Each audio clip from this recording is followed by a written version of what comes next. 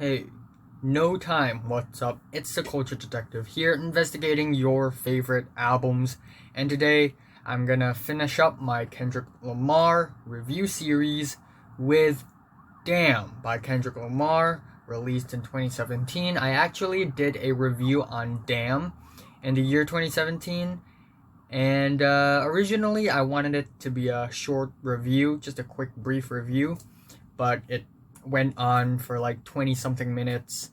But yeah, now I'm gonna re-review it, so it's a Redux review. Anyway, Kendrick Lamar, you know who he is. He's a Compton rapper. He dropped some really amazing records throughout the year. The really moody and thought-provoking Section 80 is the debut album from him.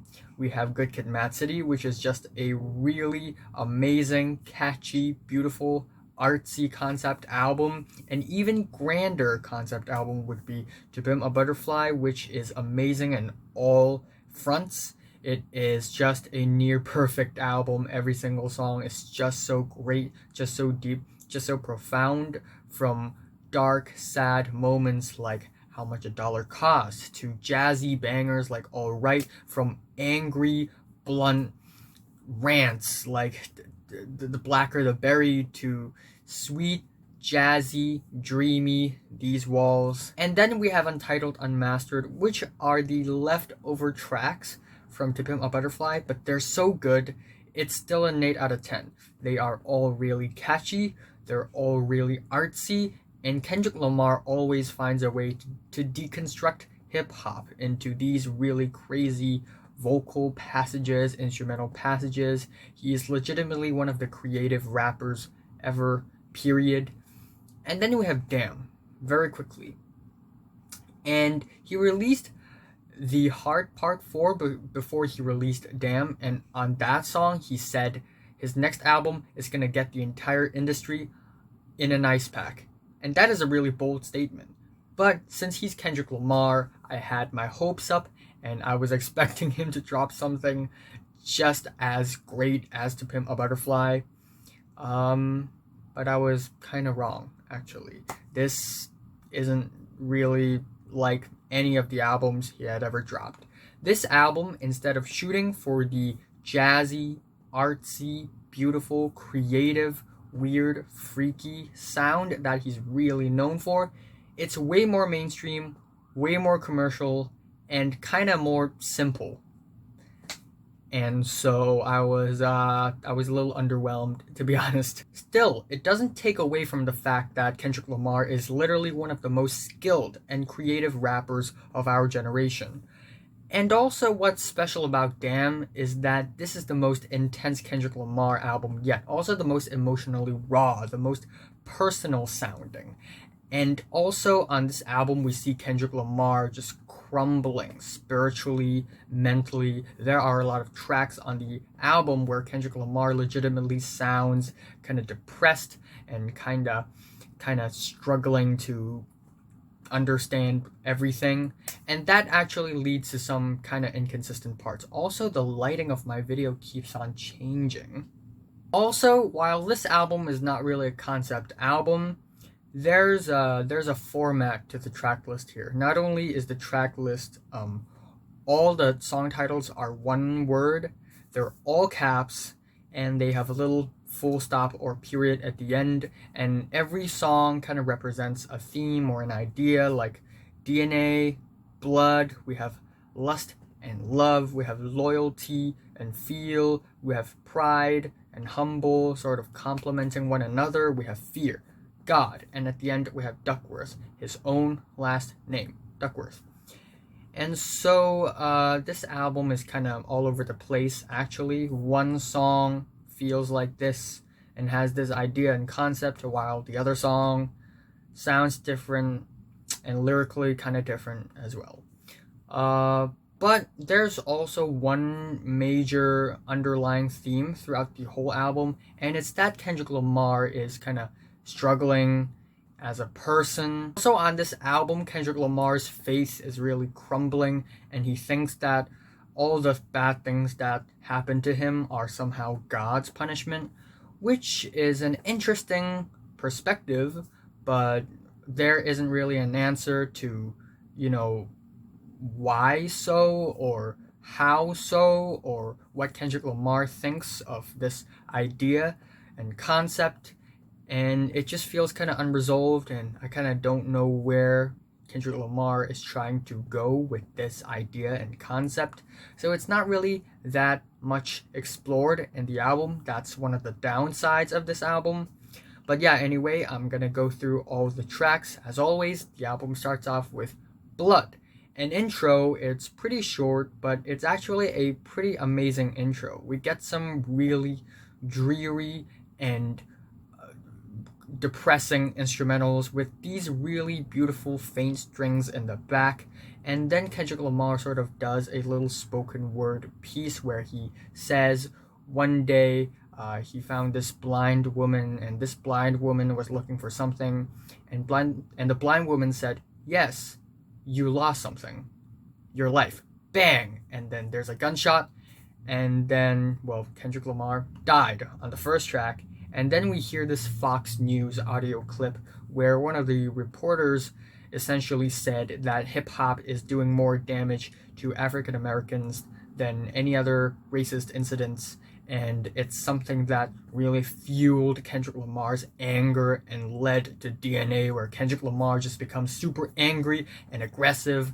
and he's almost kind of becoming the rapper that a lot of people who doesn't understand hip-hop makes rappers out to be. This nasty, dirty, bad influence on children and teenagers and everyone else, and he's being that man. So yeah, I actually kind of enjoy the Blood opening track. I'm giving it an 8 out of 10, and actually same goes for DNA. While this is not one of the artsier or more creative Kendrick Lamar tracks, it certainly hits really hard. Also, oh my gosh, what the hell is going on in the outside world right now? I don't know if you could hear that or not. Anyway, DNA is a really aggressive trap-esque banger that's really simple, really straightforward, no flowery decorations or embellishments or whatever. A hard-hitting beat that's a little trap flavored with the hi-hats, some eerie melodies running throughout the entire song, and Kendrick Lamar just rapping in a really hardcore, fiery way, which is really entertaining, really intense. Even though it's a little one note, kind of one-dimensional, it's still kind of entertaining. And also on this track, he kind of talks about how he struggles with what's built in his genes, and because of the negatives that's built in his genes, he cannot be the person that he should be in order to be the savior that God has made him to be by sending him to Earth. I got loyalty, got royalty inside my DNA. Cocaine quarter piece, got war and pieces of my DNA. It's pretty catchy, actually. And then we have the beat switch, which is really fantastic in my opinion. It's a really theatrical beat switch. It sounds like something that you would see in a really professional Kendrick Lamar live show, in a really official Kendrick Lamar concert. We get these bass scratches and more Fox News audio clip with Kendrick Lamar just bursting out of control underneath 2 layers of vocals plus the bass, which is about to explode, and it's just fantastic. And then when it does explode, it becomes super nasty, super dirty, super rough, and Kendrick Lamar goes super hard, and it is a hell of an amazing beat switch. And Kendrick Lamar goes absolutely animalistic, and it's really enjoyable. Feeling an 8 to a 9 out of 10 for DNA, or more of an 8. I don't know, maybe a 9 though. But then immediately up next we have the track Ya. If I was Kendrick Lamar, I would put another exciting banger song after DNA to strike while the iron is hot, to make the level of excitement and tension kind of there for a while. But no, immediately after, we get this really soft, smooth, sluggish, spacey, moody track where it just feels really out of place. We get some reversed instrumentals in the back, very slowly running, and while it's a nice and interesting production choice, It's not really doing anything to the instrumentals overall. And then we have Kendrick Lamar singing, which is actually kind of bland and uninteresting. I have so many theories and suspicions. Yeah, yeah, yeah, yeah. It's and it's not like lyrically, it's not really that deep or profound or anything. It's just yeah, and it's not bad, but I'm not feeling that positive about it either. Feeling a 5 out of 10 for Ya. And then we have Element, which should have been right after DNA. It would have been way better because it is another really straightforward banger song. It's not that hard hitting, but it's a really straightforward, catchy song. Kendrick Lamar talks about dominating the rap game and also some criminal connections on this track, and they're pretty interesting. The music video, incredibly well shot. Same goes for the music video for DNA, but instrumentally, this track is quite fantastic as well. We get these cold, chilly, disorienting pianos and some kick snares that are really simple, and it just builds this really nice, luxurious, but also kind of disorienting beat. And then sometimes we get these runny, watery guitars, which I'm not a huge fan of, but they go pretty well with the initial beat of the song. And I also think Kendrick Lamar's hook on this thing is pretty memorable. If I wanna slap a pussy, I'ma make it look sexy. And yeah, feeling an 8 out of 10, a solid 8 for Element. Up next, we have the song Feel, which is another really laid back, smooth, blunt song that feels kind of tired, kind of exhausted. It feels like we're already into the deep cuts on the album where Kendrick Lamar just wants to fill the track list with like a, nice, slow little track. It's really spacey, really stripped back. Lyrically, it's okay because it does set the foundation of what Kendrick Lamar is trying to say on the album. He kind of talks about how he feels like the savior of the world as a rapper, but nobody's praying for him. Ain't nobody's praying for me. And while it's not really relatable, I kind of like it that we can see and understand how Kendrick Lamar is feeling on this track. But still, instrumentally, musically, it's not really a high point for me. Feeling a 6 out of 10. And then up next, we have the track Loyalty featuring Rihanna, because you're not a real mainstream artist if Rihanna is not featured in one of your songs. Like, Rihanna is featured in more songs than she has her own songs. Like Rihanna is the most featured artist ever in history. Like, I don't understand why. Instrumentally, it's kind of one-dimensional, kind of one note, not that interesting, similar to Feel. The instrumentals are really smooth, maybe with a more hard-hitting beat, but still very spacey, kind of simple. We have Rihanna's performance here. It's okay, it's not bad, it's not great, it's okay.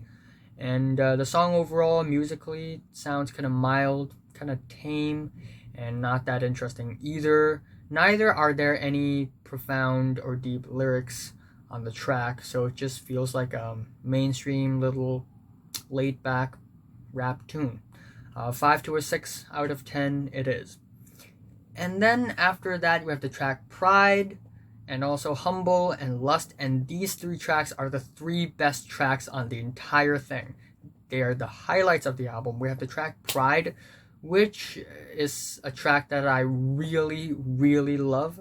At first, we get these choir vocals that are really dreamy and psychedelic and sweet and very woozy as well. And damn, the choir vocals on the entire album, they're really beautiful and catchy and sticky and soulful as well. And instrumentally, the track really embodies pride really well, in my opinion, because when you're prideful, nothing can defeat you. You're at the front of the line, the wind clashing at your face, and you just feel so full of yourself, and it's so drunken, so intoxicated in itself. And it's really beautiful.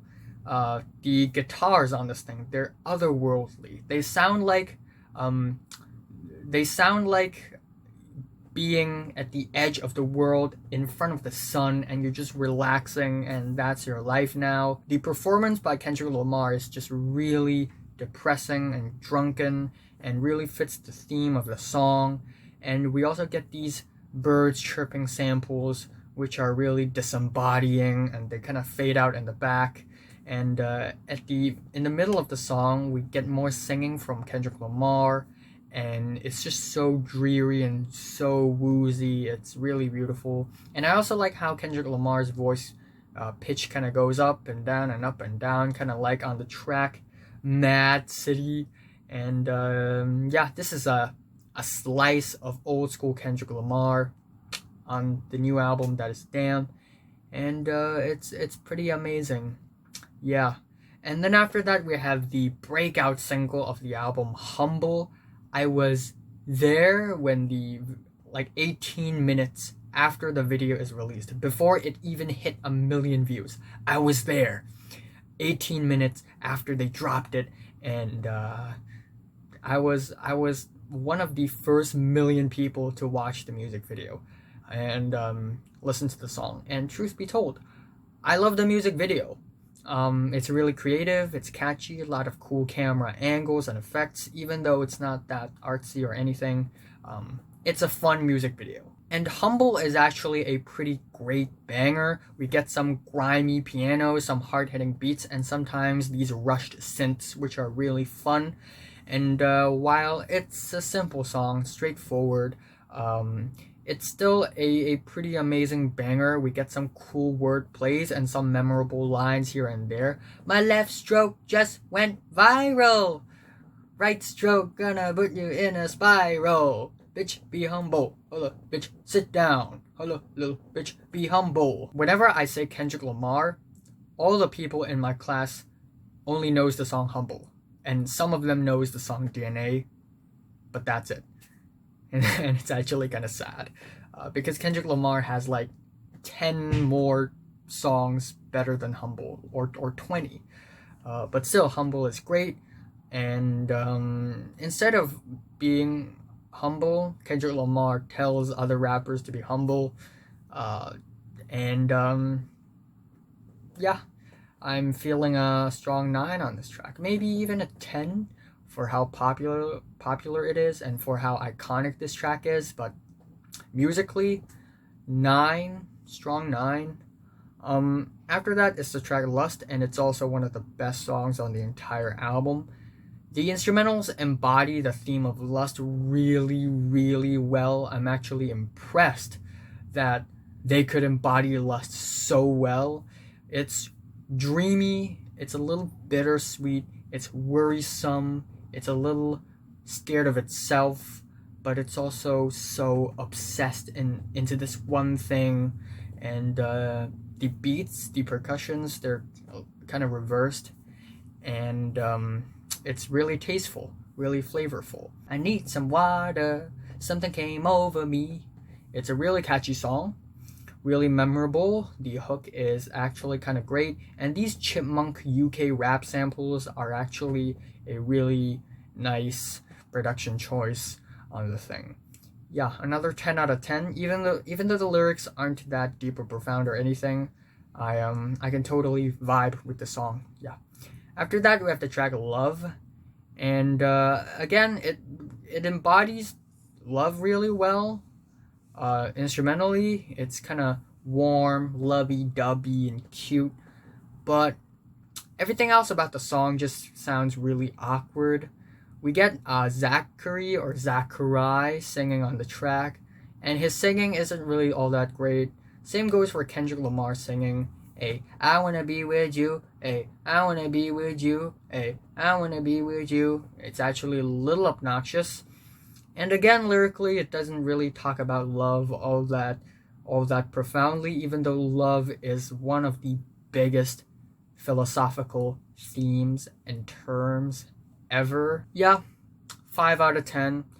And then we have the track XXX, which is also one of the better tracks on the entire album. We get some really beautiful choir vocals in the beginning, and then before the the choir sing the word understand, it just stops at unders, and then we suddenly get this super low-key dry beat with these occasional horn samples, and it actually sounds really cool and creative. And then once in a while we get these crazy police sirens like that, and we get these revving bass, which is amazing and hard hitting. And Kendrick Lamar goes from really low key whispering ASMR to really aggressive and loud, and then suddenly it breaks into this spacey, soft, laid back, smooth, jazzy instrumental. And U2, the Ireland band, the Irish band, hopped onto the track. We have Bono singing really lazily and smoothly, and it's actually way better than I've expected. Kendrick Lamar and U2 went together really well, even in that Grammys performance. I think it's the Grammys, right? With Dave Chappelle and all that, or maybe it was BET Awards. I forgot. And at the end, Kendrick Lamar went from talking about himself to teaching kids about gun control. And it's kind of interesting, actually. I'm kind of feeling an 8 out of 10 on the track as well. And then up next, we have the track Fear. And it's 7 minutes long, 50 seconds, I think. Almost 8 minutes long. And it's not that long if you compare it to, like, Sing About Me, I'm Dying of Thirst, which is over 12 minutes long. But the instrumentals of this song, they're kind of just okay. They're these lukewarm R&B instrumentals, and they're not that great. However, at the second half of the song, we get these faint strings in the back, which are very beautiful. Lyrically, it's actually pretty fantastic. Kendrick Lamar talks about his fear of an abusive relationship. He talks about his fear of God, his fear of death.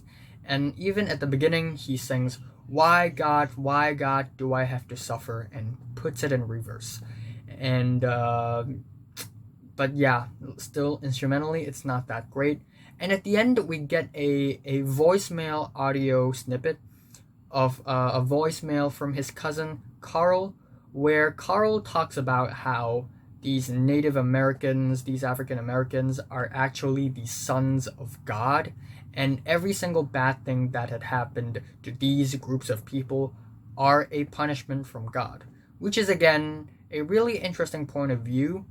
Could end up as something kind of artistic, but Kendrick Lamar doesn't really follow up to that. It's just kind of an idea being thrown out. And yeah, anyway, 7 out of 10 for the track Fear. Up next, we have the track God, which has these really clear, blunt, smooth, spacey instrumentals that are kind of simple and straightforward again. And lyrically, it's not all that great either. There's one really interesting line where Kendrick Lamar compares himself to Job, whose life got torn apart, who got swallowed by a whale, I think. It's a biblical character, and it's a parable. And Kendrick Lamar kind of compares himself to him. And Kendrick Lamar also sings on this track, and his singing is not that great. In fact, I think this is Kendrick Lamar's weakest vocal performance to date. Don't judge me. Yeah. Yeah, it's not one of Kendrick Lamar's best songs. Feeling a 5 out of 10 on God. I just gave God a 5 out of 10. I'm talking about the track, of course. Don't freak out.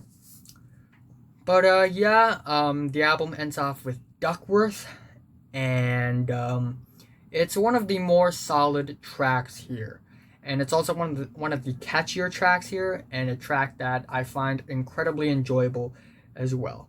I really like the old school song sample at the beginning, which dissolves, not really the right term, which breaks into a really bouncy, hard beat that's really solid and catchy. And then we have the beat switch, which is really amazing, really smooth. We get these soulful and sweet choir vocals, which are really beautiful.